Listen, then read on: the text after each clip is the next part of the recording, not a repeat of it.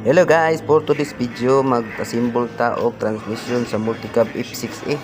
So mao na guys, kitaod na nato ang iya mga synchronizer ug ang bearing, gidukdok lang nato gid gamay. Okay na kayo. So itaod lang nato ning mga gear niyang ginagmay diri guys.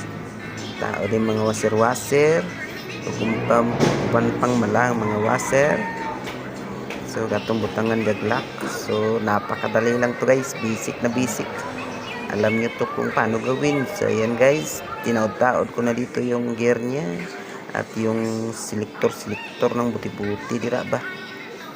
So yung bearing dia guys, so ato nang gisulod-sulod no. Muna ato nang gidukdokin na guys. So okay kayo. Yan, tamang dukdok lang guys. So ato nang gitrapuhan Butang na nato ni sing kaha o gituyok. Butangan na nato og papilit. Mani papilit guys. So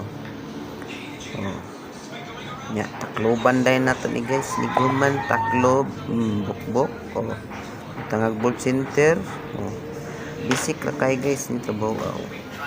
Butangan nato ni kuan, buktan nato ni mga bolt center guys. So inana ra guys pag assemble og transmission sa multicab. So diri ang kulang lang ang mga gear dring kagmay sa lubot. Kaya importante ang gear. So papilitan nato pula. So tauran nato ni siya og mga bolt center. So mo na si guys niya ato ning tangag gear diri sa luyo. Na kay mo niyang gear sa atras guys. So mana gear atras o kinta ni siya guys. Tangatog bearing dinukdok natin dito. So mana guys, fast forward tayo dito mga guys. Taura na to aning sing-sing niya para di makabuhi kay marriage contract mo niya, marriage contract guys. Ora to guide another sing-sing na pod. So mana okay na guys, human na assemble ang transmission sa multicab. So okay na siya guys. Pwede na siya itaod sa malakin na.